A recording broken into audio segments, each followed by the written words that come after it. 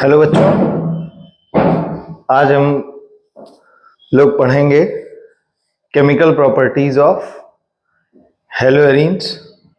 Haloarenes आप लोग समझते ही हो। हेलोएरीन्स मतलब एक बेंजीन रिंग और उस पे एक हेलोजन, एक बेंजीन रिंग और उस पे एक हेलोजन, ये है हेलोएरीन। ठीक है, हेलोएरीन एक बेंजीन रिंग और उस पे एक हेलोजन। तो अब सबसे सिंपलेस्ट लेते हैं जो सबके ध्यान में हमेशा रहता है, क्लोरोबेंजीन। क्लोरोबेंजीन सबके ध्यान में रहता है बाबू, इसीलिए हम क्लोरोबेंजीन ही लिए हैं। क्लोरोबेंजीन का केस है भाई, हम केमिकल रिएक्टिविटी पढ़ रहे हैं, केमिकल प्रॉपर्टी पढ़ रहे हैं, तो पहले देखेंगे तो कि कौन कौन से केमिकल रिएक्शंस इसमें हो सकते हैं, किस कंडीशन में हो सकते हैं, कब हो सकते हैं, क्या प्रेशर हो, क्या टेम्परेचर हो, कंडीशन हल्की हो, कंडीशन अच्छा विगरस हो। बात समझ रहे हो? ये सारी चीजें हम देखेंगे पहले कि कौन कौन सा रिएक्शन करने के काबिल है। पहले इनकी काबिलियत तो जांच लें। तो काबिलियत हम जांचेंगे सबसे पहले किसके तरफ?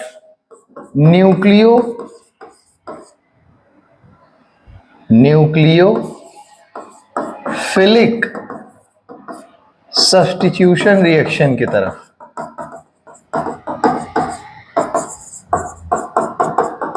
काबिलियत हमको हेलोएरीन्स की जाननी है, हेलोएरीन्स की किसके तरफ?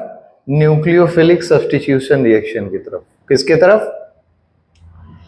तो अगर हम देखें न्यूक्लियोफिलिक सब्स्टिट्यूशन रिएक्शन क्या है, ये निगेटिव चार्ज हट जाए, कोई और निगेटिव चार्ज यहां पे आके जुड़ जाए। क्लियर है? मतलब ये बॉन्ड टूटे, ये वाला बॉन्ड, ये बॉन्ड ब्रेक हो, ये निकल के बाहर चला जाए, इसकी जगह पे कोई और न्यूक्लियोफाइल आ जाए। न्यूक्लियोफाइल क्या होते हैं बाबू? इलेक्ट्रॉन रिच स्पीसीज होते हैं। क्या होते हैं? Electron rich species. और वो अटैक कहां करते हैं? इलेक्ट्रॉन डिफिशिएंट स्पीसीज के ऊपर। न्यूक्लियोफाइल क्या होते हैं? Nucleus lover. न्यूक्लियस लवर मतलब positive charge lover. Positive charge lover मतलब इलेक्ट्रॉन डिफिशिएंट जगह जो होगी उसको आप बोलोगे पॉजिटिव चार्ज। क्या कहोगे? Positive charge. वहां पे ये अटैक करने का प्रयास करेंगे। कौन कौन अटैक करने का प्रयास करेगा भाई? न्यूक्लियोफाइल। कौन अटैक करने का प्रयास करेगा? न्यूक्लियोफाइल। तो ये एक चीज तो पता चल गई कि सर न्यूक्लियोफिलिक सब्स्टिट्यूशन रिएक्शन कैसे होती है। तो सर अगर आप हेलोजन को रिप्लेस कर दो किसी और नेगेटिव चार्ज से, किसी और न्यूक्लियोफाइल से, तो हम उसको कह देंगे न्यूक्लियोफिलिक सब्स्टिट्यूशन रिएक्शन। तो जरा देखें तो भाई, न्यूक्लियोफिलिक सब्स्टिट्यूशन रिएक्शन करने के लिए ये बॉन्ड का टूटना आवश्यक है कि नहीं है? अगर बॉन्ड जल्दी टूटेगा तो मतलब वो जल्दी रिप्लेस करेगा, बॉन्ड अगर देर में टूटेगा तो वो देर में रिप्लेस करेगा। और हमारी केमिस्ट्री में सबसे बड़ी अच्छी कहावत है कि जितना देर में आप टूट रहे हो मतलब उतने ज्यादा स्टेबल हो, और जितने ज्यादा आप स्टेबल हो आपकी रिएक्टिविटी उतनी ज्यादा कम है। बात समझ आ रही है कि नहीं? कह रहे हैं हम कि ये बॉन्ड जितनी ज्यादा देर में टूटेगा स्टेबिलिटी उसकी उतनी ज्यादा और रिएक्टिविटी उसकी उतनी कम। बात समझे? मतलब किसकी तरफ? न्यूक्लियोफिलिक सब्स्टिट्यूशन रिएक्शन की तरफ। ठीक है, तो रीजन देखते हैं। कहते क्या है हमारा जो हेलोएरीन के बारे में नजरिया है, किसके तरफ? न्यूक्लियोफिलिक सब्स्टिट्यूशन रिएक्शन की तरफ। ये कहते हैं कि ये लो रिएक्टिव होते हैं, लो रिएक्टिव होते हैं as compared two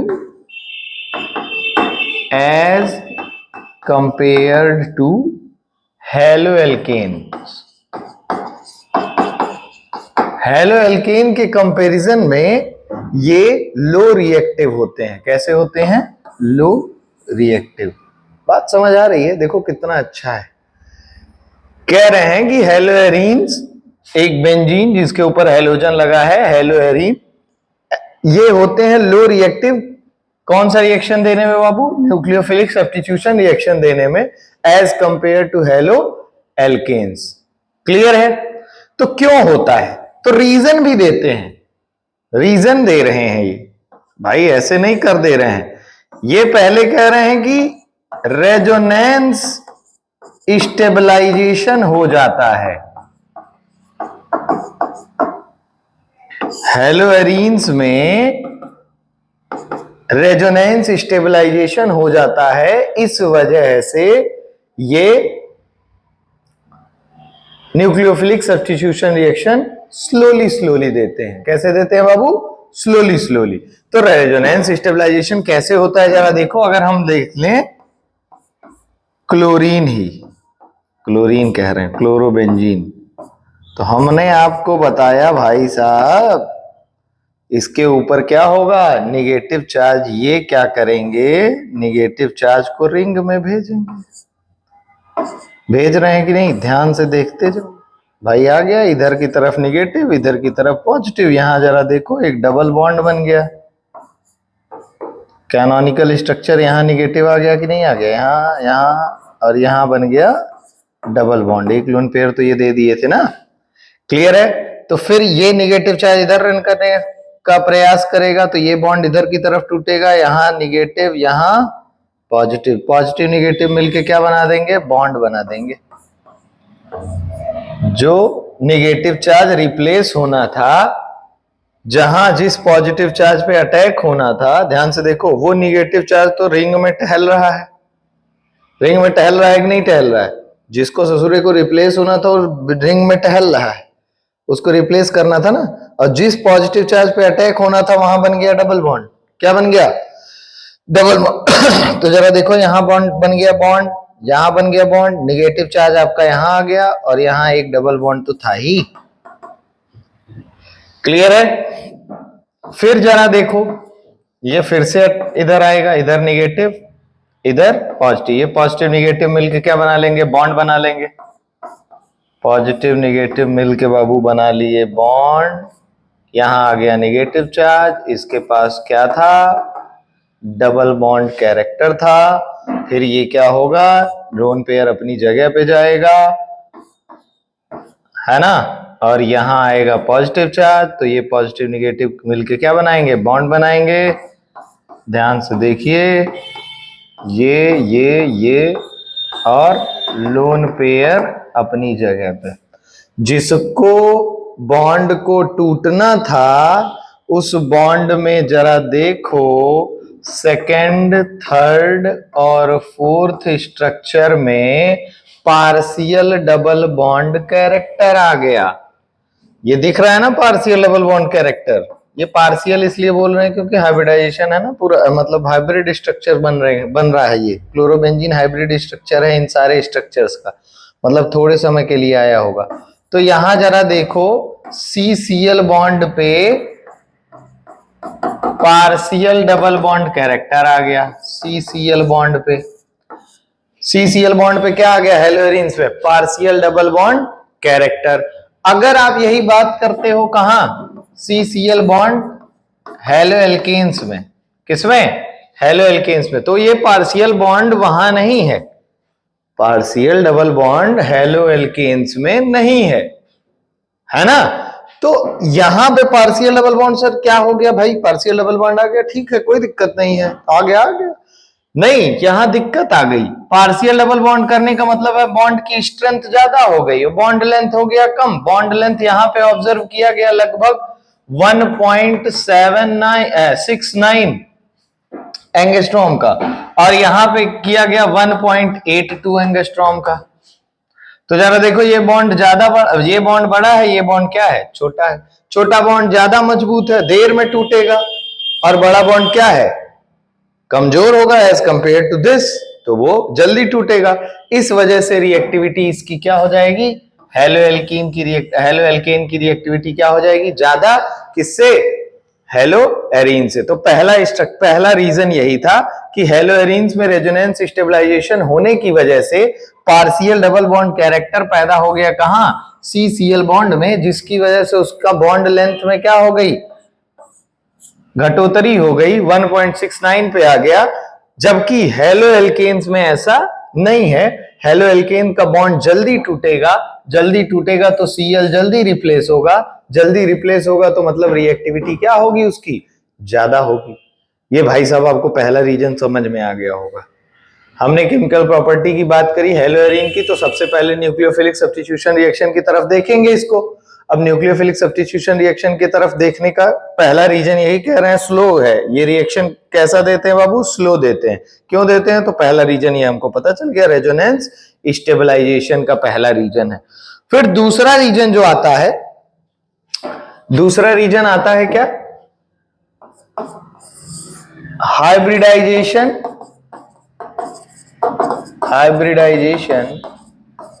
of CX bond, X यहां हैलोजन है, C of carbon, hybridization of carbon in CX bond. अब दोनों का देखेंगे, ध्यान से देखो, ये है हमारे पास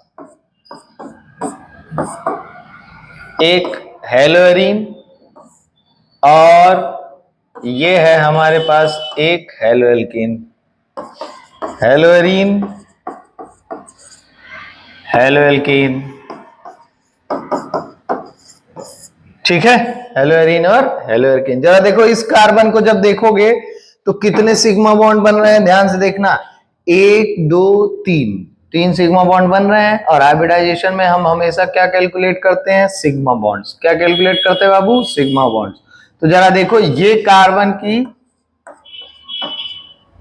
कार्बन का हाइब्रिडाइजेशन क्या आ जाएगा, sp2। क्या आ जाएगा, sp2। यहां देखो, ठीक है, यहां पे देखो ध्यान से, ये कार्बन पे 4 बॉन्ड्स बनेंगे। अगर हम ले लें, भाई आपको कंफ्यूजन हो रही हो तो हम देखें, CH3Cl देख लें। देखो 4 बॉन्ड सिग्मा बने हैं कि नहीं, 1 2 3 और 1 4, क्लियर है। तो यहां पे जो हाइब्रिडाइजेशन है वो क्या हो गया, sp3, है ना। यहां पे s कैरेक्टर कितना है,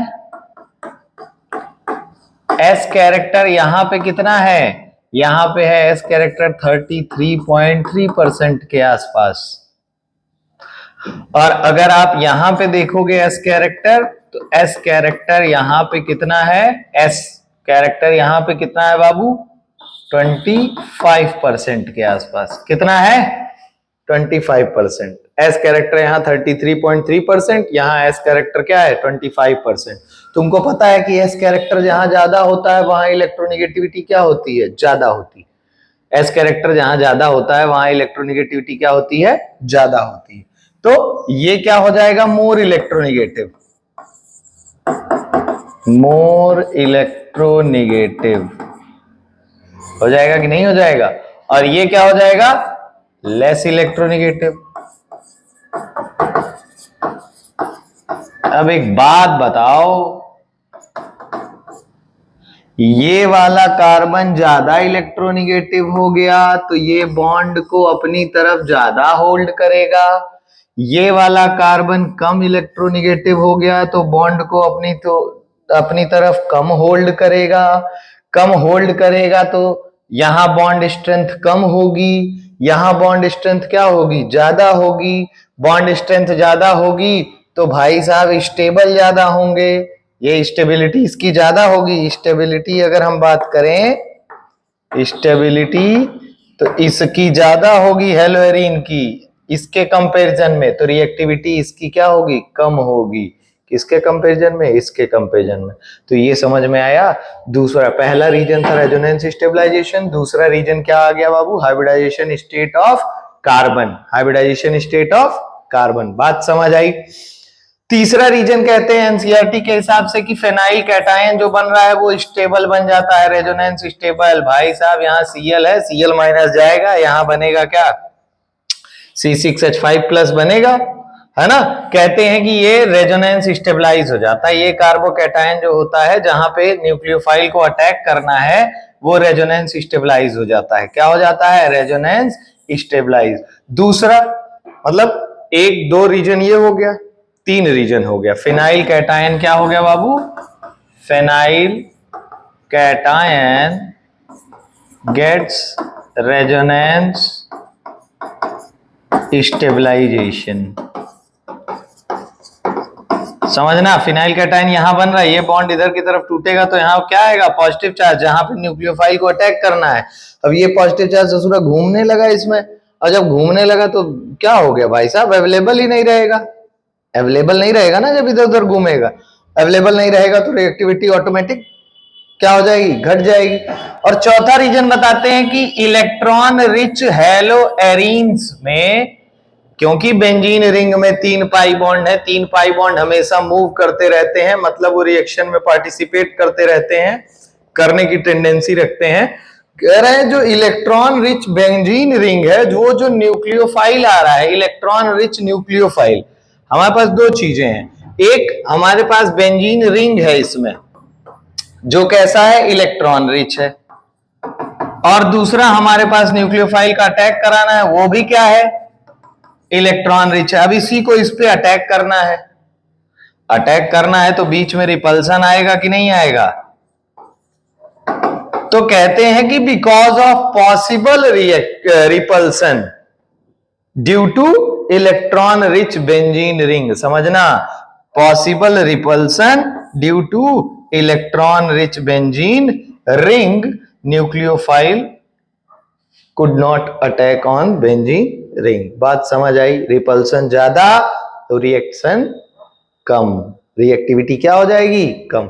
तो 4 रीजन आपको बताए हैं हम। एक और रीजन है डाइपोल मोमेंट का, हाइब्रिडाइजेशन की वजह से इसकी पोलैरिटी कम हो जाती है, उसकी पोलैरिटी ज्यादा होती है। जिसकी पोलैरिटी ज्यादा वो रिएक्शन में पार्टिसिपेट जल्दी करेगा क्योंकि बॉन्ड जल्दी टूटेगा। बात समझ आई? तो कुल मिला के 5 रीजन देखे। एक तो रेजोनेंस स्टेबलाइजेशन देखा हमने, एक क्या देखा?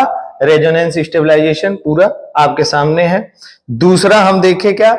हाइब्रिडाइजेशन स्टेट, एस कैरेक्टर ज्यादा एस कैरेक्टर कम, एस कैरेक्टर ज्यादा तो ज्यादा इलेक्ट्रोनिगेटिविटी, एक्स कैरेक्टर कम तो कम इलेक्ट्रोनिगेटिविटी।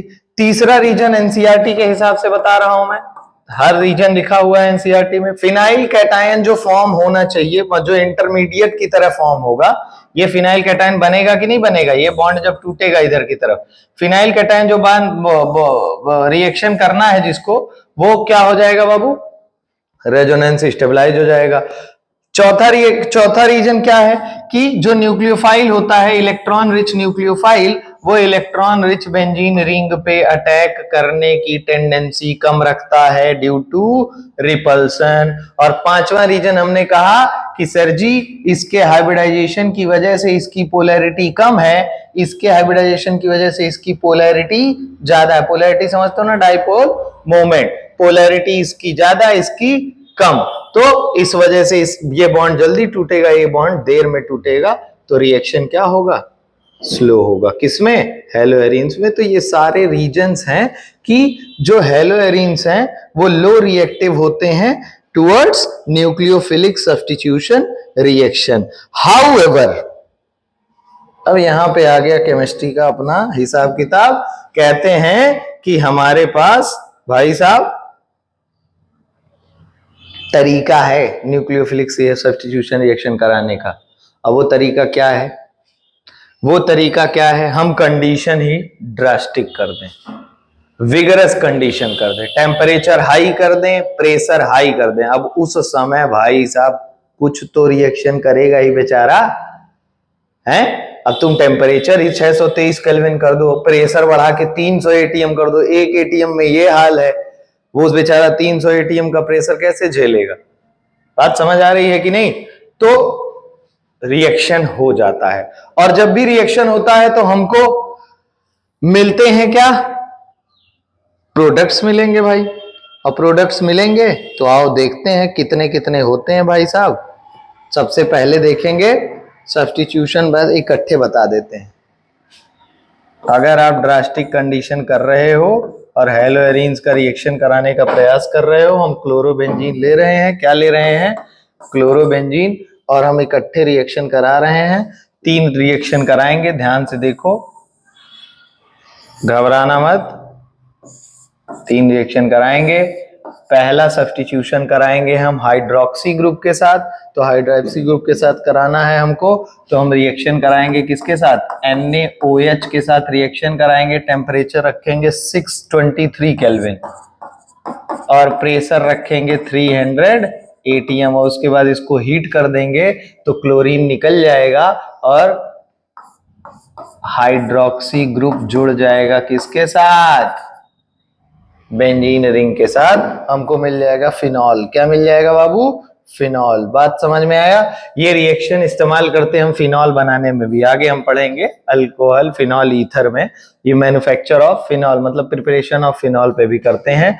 दूसरा हम करेंगे अमीनो ग्रुप से, ठीक है। अमीनो ग्रुप से अगर हमको कराना होगा तो हम हेलोएरीन्स को हीट करेंगे aqueous solution of NH3 in presence of cuprous oxide. Cuprous oxide यहां पे क्या होगा, कैटलिस्ट होगा। बात समझना।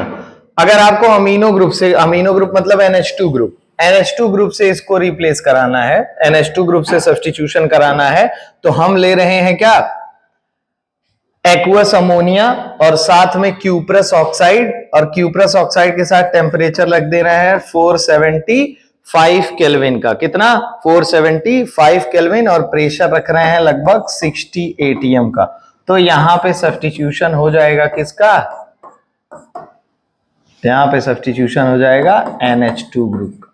मेजर प्रोडक्ट पे ध्यान देंगे तो यहां हमको मिल जाएगा क्या, एनिलीन। क्या मिल जाएगा बाबू, एनिलीन। साथ में 2 प्रोडक्ट और मिलेगा, एनिलीन बोलते हैं इसको। ये प्रिपरेशन कराएंगे हम लोग अमाइन में, Cu2Cl2 प्लस H2। तो ये बात समझ में आ रही होगी धीरे धीरे तुम लोगों को। हम न्यूक्लियोफिलिक सब्स्टिट्यूशन करा रहे हैं किसमें, हेलोएरीन्स में। हेलोएरीन कौन सा लिए हैं, क्लोरोबेंजीन। क्या लिए हैं, क्लोरोबेंजीन, ठीक है। कंडीशन कर दिए हैं ड्रास्टिक। कंडीशन कैसी है, ड्रास्टिक। अब 2 तो करा लिए हैं, अब हम कराएंगे किसके साथ सब्स्टिट्यूशन, हम कराएंगे सब्स्टिट्यूशन साइनो ग्रुप के साथ। किसके साथ, साइनो ग्रुप के साथ। तो हम इसका रिएक्शन कराएंगे CuCN से। किससे कराएंगे, CuCN से। टेम्परेचर रखेंगे 475 केल्विन और किसकी प्रेजेंस में, पीरिडीन की प्रेजेंस में। किसकी प्रेजेंस में, पीरिडीन की प्रेजेंस में कराएंगे पूरा रिएक्शन, ठीक है।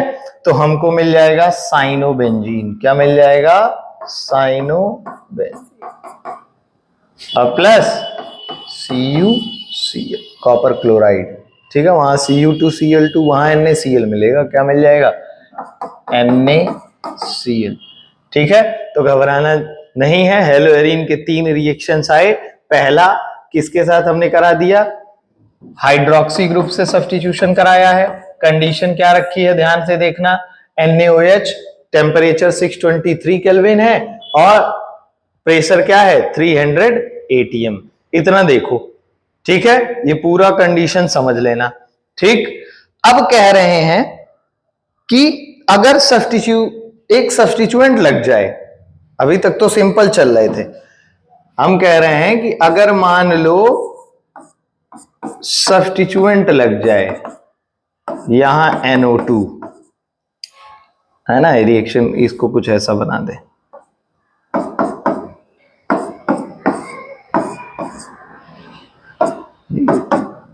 तो कह रहे हैं ये इलेक्ट्रॉन को अपनी तरफ खींचेगा। ये इलेक्ट्रॉन को अपनी तरफ क्या करेगा, खींचेगा भाई। खींचेगा तो ये बॉन्ड इधर की तरफ टूटेगा, टूटेगा कि नहीं टूटेगा, और ये इधर की तरफ टूटेगा। बात समझ आ रही है कि नहीं। तो यहां निगेटिव चार्ज आएगा भाई साहब, ये पूरा चला गया, ये बॉन्ड टूट गया, ये चले गए भाई। मतलब ये बॉन्ड को कमजोर करेगा कौन, सब्स्टिट्यूएंट जो होगा। और सब्स्टिट्यूएंट कौन सा है, NO2 लिए हम, इलेक्ट्रॉन विथड्राइंग सब्स्टिट्यूएंट हो। कैसा सब्स्टिट्यूएंट हो बाबू, इलेक्ट्रॉन विथड्राइंग सब्स्टिट्यूएंट हो, तो कह रहे हैं कि ये क्या करेगा, रिएक्टिविटी बढ़ाएगा। कैसे बढ़ाएगा?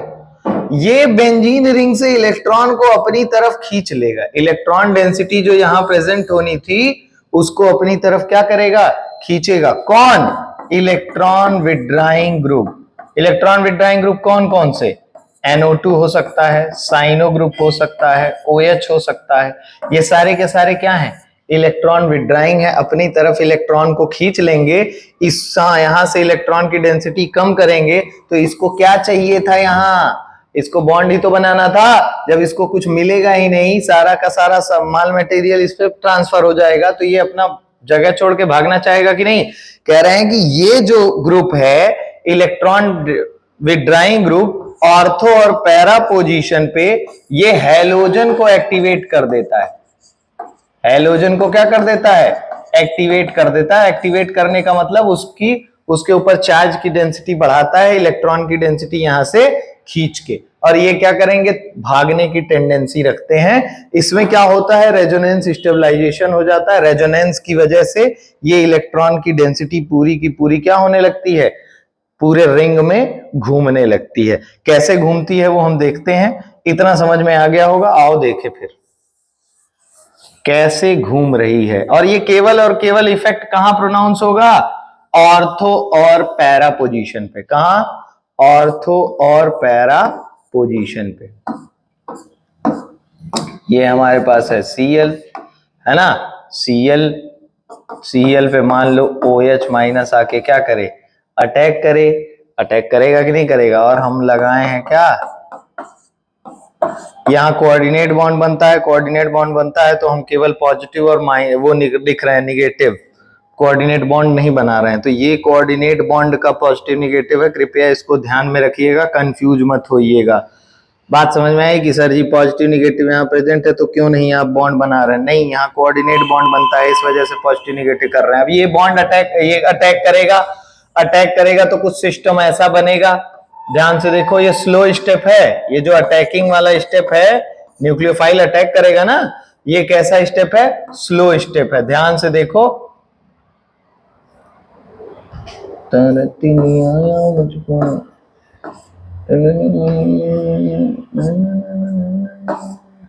Cl OH N double bond O minus यहां कर दें तो ये गड़बड़ाना मत तुम लोग इसमें।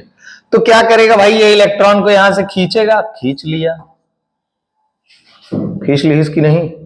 अब खींच ली तो जरा एक बात बताओ, यहां आएगा निगेटिव चार्ज है, आएगा कि नहीं आएगा? और ये बॉन्ड इधर की तरफ टूटेगा तो यहां निगेटिव और यहां आ जाएगा क्या? पॉजिटिव। तो ध्यान से देखो स्ट्रक्चर क्या बन जाएगा फिर। तो ये सारा काम किसकी वजह से हो रहा है? इलेक्ट्रॉन विथड्राइंग NO2 की वजह से। ये बॉन्ड भी इसी की वजह से टूटा, ये बॉन्ड भी इसी की वजह से टूटा। यहां निगेटिव चार्ज आया था, यहां पॉजिटिव, बॉन्ड बन गया कि नहीं बन गया? यहां एक बॉन्ड है, क्लियर हो कि नहीं हो? बॉन्ड है। और यहां जरा देखिए N था, ये यहां पे आ गए, यहां फिर O निगेटिव और यहां पहले से पॉजिटिव था, इसको ध्यान में रखने की जरूरत नहीं है। ये हो गया मामला सेट। ये यहां पे निगेटिव चार्ज है, ये इधर टूटा, इस पे आया होगा पॉजिटिव। ये पॉजिटिव और ये निगेटिव मिलके यहां बना देंगे क्या? Double bond. क्या बना देंगे बाबू? Double bond. क्लियर है? अब इलेक्ट्रॉन भाई भागना चाहेगा, ये क्या करेंगे? फिर से इलेक्ट्रॉन को अपनी तरफ खींचेंगे। ये बॉन्ड इधर की तरफ टूटेगा, ये बॉन्ड इधर की तरफ टूटेगा। टूटेगा कि नहीं? देखो 3 बॉन्ड टूट रहा है भाई। नाइट्रोजन जो इलेक्ट्रॉन इनको दे रहा है वो वापस मांगेगा कि नहीं मांगेगा? अब वापस मांगा तो ये दिए। अब ये दिए तो भाई इलेक्ट्रॉन, कितना इलेक्ट्रॉन नाइट्रोजन रखेगा? फिर ये वाला बॉन्ड क्या करेगा? इधर की तरफ टूटेगा, इधर निगेटिव, ये बॉन्ड इधर की तरफ टूटेगा। Cl को भी तो इलेक्ट्रॉन चाहिए, Cl भी तो इलेक्ट्रॉन अपनी तरफ लेगा भाई। देखो ध्यान से, गड़बड़ाना मत, सीधी सीधी बात समझना। ये बॉन्ड टूट गया, निगेटिव चार्ज यहां आया होगा, ये इधर टूटा तो यहाँ क्या आया होगा? पॉजिटिव, और फिर यहाँ टूटा तो यहाँ आ गया है निगेटिव। ये पॉजिटिव ये निगेटिव मिलके क्या बना देंगे? बॉन्ड बना देंगे। चलो भाई बना दिए बॉन्ड। ये निगेटिव आ गया, ये हो गया N, यहां बन गया बॉन्ड, पॉजिटिव निगेटिव मिलके बॉन्ड बना दिया, यहां आ गए और ये जैसे थे वैसे ही रहेंगे और ये फिर से अपने ओरिजिनल स्वरूप में आ गए जैसे थे। ये पॉजिटिव ये निगेटिव पे मत जाना, शुरू में ही बताया हूं। तो 3 बॉन्ड बन गया, जरा देखो। और चौथा स्ट्रक्चर जो बनेगा वो फास्ट होगा। क्या होगा? फास्ट। क्या होगा? ये इलेक्ट्रॉन को Cl खींचेगा और Cl कहेगा कि बक ससुरा, जिसके लिए यहां आओ उसको तो तुम साले रिंग में भेज दे रहे हो टहलने के लिए। अब मैं क्या कर रहा हूं कि अपना पूरा इलेक्ट्रॉन लेके भाग जा रहा हूं। अब जब जैसे ही ये इलेक्ट्रॉन लेके भागेंगे, यहाँ पॉजिटिव चार्ज आएगा और ये पूरा का पूरा स्ट्रक्चर कुछ इस तरीके का होगा। ठीक है, यहां यहां और यहां बन जाएगा बॉन्ड, Cl गया निकल और यहाँ OH आ गया। ये वाला स्टेप कैसा होगा? फास्ट होगा। और ये सब किसकी वजह से हो रहा है? ये सब हो रहा है NO2 की वजह से। और रेजोनेंस स्टेबलाइज हो जा रहा है ना, जो कार्बन आयन बन रहा है। ये कार्बन आयन देखो जरा, ये कार्बन आयन रेजोनेंस स्टेबलाइज हो गया है ना, जिसकी वजह से Cl ने कहा कि जो जिस चीज के लिए यहाँ है उसको तो तुम रिंग में भेज दे रहे हो, रिंग में जा रहा है वो। इस वजह से ये थोड़ा चिढ़ गया। चिढ़ गया मतलब एक्टिवेट हो गया। एक्टिवेट हो गया तो फिर वो बाद में निकल गया। ये फास्ट प्रोसेस हो गया और हमको हमारा मनचाहा प्रोडक्ट मिल गया। मतलब अगर आप इलेक्ट्रॉन विथड्राइंग ग्रुप लगा देते हो तो ये रिएक्शन क्या हो जाएगी बाबू? ये रिएक्शन हो जाएगी फास्ट। ये रिएक्शन क्या हो जाएगी? फास्ट हो जाएगी। लेकिन ये रिएक्शन फास्ट कहां कहां होगी? सिर्फ ऑर्थो एंड पैरा पोजीशंस पे। सिर्फ ऑर्थो और पैरा पोजीशन पे ही ये इलेक्ट्रॉन विथड्राइंग ग्रुप वाला क्या होगा? इफेक्ट प्रोनाउंसिएट होगा, क्योंकि इलेक्ट्रॉन की डेंसिटी कभी भी मेटा पोजीशन पे इंक्रीज ही नहीं हुई। यहां मेटा, जहां पे इलेक्ट्रॉन की डेंसिटी कभी इंक्रीज हुई है? इलेक्ट्रॉन की डेंसिटी इंक्रीज ही नहीं हो, तो मेटा पोजीशन पे ये इफेक्ट काम नहीं करेगा। ये आपके समझ में आ गया होगा। बात समझ गए कि नहीं? तुम लोग 2 स्ट्रक्चर बना के देख लेना, एनसीईआरटी में भी है, एक ऑर्थो वाला और एक पैरा वाला। क्लियर है? ठीक। अब अगर हम देखें, इतना रिएक्शन था, इसको नोट कर लो। ठीक है, फिर हम पहुंचते हैं कहां? इलेक्ट्रोफिलिक सब्स्टिट्यूशन रिएक्शन पे। कहां पहुंचते हैं बाबू? इलेक्ट्रोफिलिक सब्स्टिट्यूशन रिएक्शन पे। और वहां पे क्या होता है? वहां रिएक्शन होता है सिर्फ बेंजीन रिंग की वजह से। किसकी वजह से? बेंजीन रिंग की वजह से। एक मिनट। ठीक, तो लास्ट रिएक्शन जो है, वो लास्ट नहीं है, इसके बाद भी रिएक्शन है, वो है इलेक्ट्रोफिलिक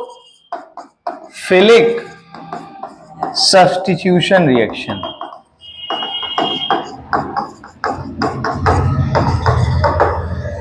तुमको पता है, ध्यान से देखो,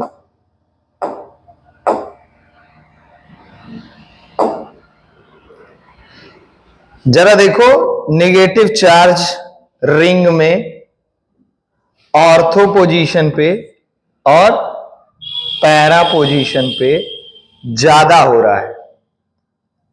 नेगेटिव चार्ज रेजोनेंस की वजह से बढ़ रहा है कि नहीं? रिंग में, ऑर्थो पे और पैरा पे। तो एक बात बताओ, ये नेगेटिव चार्ज बढ़ रहा है तो ये पॉजिटिव चार्ज को अट्रैक्ट करेगा कि नहीं करेगा? पॉजिटिव चार्ज को अपनी तरफ क्या करेगा? अट्रैक्ट करेगा। कहां पे? ऑर्थो और पैरा पोजीशन पे, कि आओ हमारे ऊपर अटैक करो, हमसे मिलके क्या बनाओ? प्रोडक्ट बनाओ। बात समझ आई? तो कहते हैं कि जो बेंजीन रिंग है, इलेक्ट्रोफिलिक सब्स्टिट्यूशन रिएक्शन क्यों होता है? ड्यू टू बेंजीन रिंग, क्योंकि बेंजीन रिंग में बहुत सारा पाई बॉन्ड है, इलेक्ट्रॉन रिच स्पीसीज है। बेंजीन रिंग जो होती है इसकी, वो क्या हो जाती है? इलेक्ट्रॉन रिच है ये। और ये इलेक्ट्रॉन की डेंसिटी बढ़ाती है कहां बेटा? ऑर्थो पोजीशन पे और पैरा पोजीशन पे इलेक्ट्रॉन की डेंसिटी ये बढ़ा रहे हैं ड्यू टू रेजोनेंस। किसकी वजह से? रेजोनेंस पहले स्ट्रक्चर में देखे हो। ये कहते हैं कि आप इलेक्ट्रोफाइल जी आइए हमारे ऊपर क्या करिए, अटैक, वो करिए, अटैक करिए, ठीक है। साथ में इसके पे माइनस आई भी लग रहा है तो ये बॉन्ड जल्दी टूटता भी है, बात समझ रहे हो कि नहीं, है ना। माइनस आई लग रहा है तो ये क्या करेगा, इलेक्ट्रॉन को अपनी तरफ विड्रॉ करेगा। तो एक चीज हम देखेंगे यहां, इलेक्ट्रोफिलिक अटैक तो हो रहा है, इलेक्ट्रोफिलिक अटैक हो रहा है, कहां कहां हो रहा है, ऑर्थो पोजीशन पे और पैरा पोजीशन पे, क्योंकि इलेक्ट्रॉन की डेंसिटी यहां बढ़ रही है। लेकिन अगर हम कंपेयर करें किसको किसको, बेंजीन रिंग को और हेलोएरीन्स को, तो यहां से माइनस आई भी तो लग रहा है, ये माइनस आई इस इलेक्ट्रॉन को अपनी तरफ खींचेगा, जबकि बेंजीन रिंग में ऐसा कोई ग्रुप नहीं है जो इलेक्ट्रॉन को अपनी तरफ खींचेगा। मतलब इलेक्ट्रॉन ज्यादा अवेलेबल है बेंजीन रिंग में एज कंपेयर टू हेलोएरीन, तो बेंजीन रिंग की एक्टिविटी क्या होगी, ज्यादा होगी, रिएक्टिविटी क्या होगी, ज्यादा होगी towards electrophilic substitution reaction, haloarenes की कम होगी। लेकिन हम यहां पढ़ रहे हैं हेलोएरीन्स, तो हम ज्यादातर ध्यान देंगे किसके ऊपर, हेलोएरीन्स के ऊपर। और हम देखेंगे कि ऑर्थो और पैरा पोजीशन पे क्या हो रहा है, इलेक्ट्रॉन की डेंसिटी इंक्रीज कर रही है ड्यू टू रेजोनेंस, तो वहां पे अटैक होगा किसका, इलेक्ट्रोफाइल का। इलेक्ट्रोफाइल पॉजिटिव चार्ज स्पीसीज होती है जिसके पास इलेक्ट्रॉन की कमी होती है, बात समझ आई। तो कई सारे रिएक्शन हम देखेंगे और ऑर्थो और पैरा पोजीशन पे सब्स्टिट्यूशन होगा। ऑर्थो और पैरा पोजीशन पे जो ऑर्थो और पैरा पोजीशन पे मेजर प्रोडक्ट कौन सा बनेगा, मेजर प्रोडक्ट बनेगा बाबू